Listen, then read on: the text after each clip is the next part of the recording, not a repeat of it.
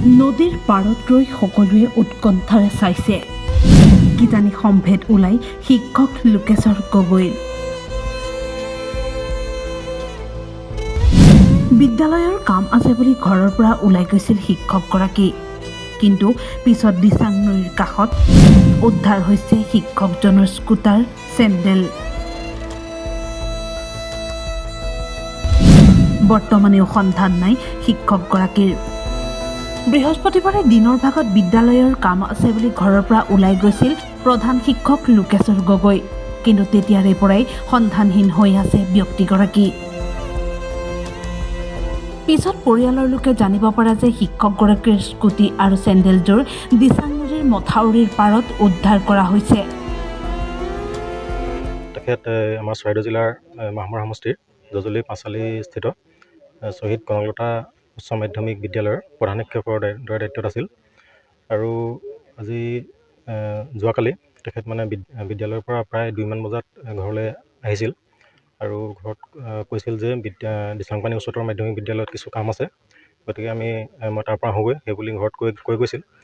আৰু সেয়ে প্ৰায় 3-4 ঘণ্টাৰ পিছত তেখেত যেতিয়া ঘূৰি অহা নাই ঘৰলৈ, গতিকে আমি তেতিয়া গম পাওঁ যে তেখেত ঘূৰি অহা নাই। গতিকে আমি বিচাৰ খোচাৰ কৰি অৱশেষত প্ৰায় গধূলি 6মান বজাত খবৰ পাইছোঁ যে এই স্থানতে তেখেতৰ স্কুটিখন চাবিসহ মথাউৰিৰ ওপৰতে আছে।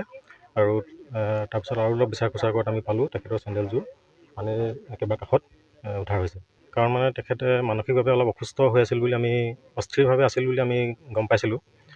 সেয়া তেওঁৰ কৰ্মৰ কিছু চাপৰ কাৰণে হ'ব পাৰে বুলি আমি অনুভৱ কৰিছোঁ। তেখেতে আগতেও এবাৰ তেনেকৈ তেখেতৰ মানসিকভাৱে অস্থিৰতা প্ৰকাশ কৰিছিলে আৰু তেখেতৰ চিকিৎসাও কৰা হৈছিলে। চিকিৎসা কৰাৰ পিছত তেখেত সুস্থিৰ অৱস্থালৈ আহিছিলে। তাৰপিছত পুনৰ এতিয়া এনেকুৱা ধৰণৰ মানসিক চাপৰ কাৰণে তেখেতে এনেকুৱা ধৰণৰ পন্থা হাতত লৈছে বুলি আমি সন্দেহ ব্যক্ত কৰিছোঁ। হয়, SDRF ইতিমধ্যে আজি পুৱা 7 বজাত আহি উপস্থিত হৈছিলে। তেওঁলোকে ইয়াতে বিচাৰ খোচাৰ চলাই আছে বৰ্তমানলৈকে। শিক্ষকজনক বিচাৰি আৰক্ষী SDRFৰ লোকে অনুসন্ধান আৰম্ভ কৰিছে যদিও বৰ্তমানলৈকে কোনো সন্ধান লাভ কৰা নাই। জানিব পৰা মতে মাহমৰা শ্বহীদ কনকলতা উচ্চ মাধ্যমিক বিদ্যালয়ৰ প্ৰধান শিক্ষক আছিল লোকেশ্বৰ গগৈ, কিন্তু বৃহস্পতিবাৰৰ পৰা ক'ত নোহোৱা হৈ আছে লোকেশ্বৰ গগৈ তাক কোনেও জানিব পৰা হোৱা নাই।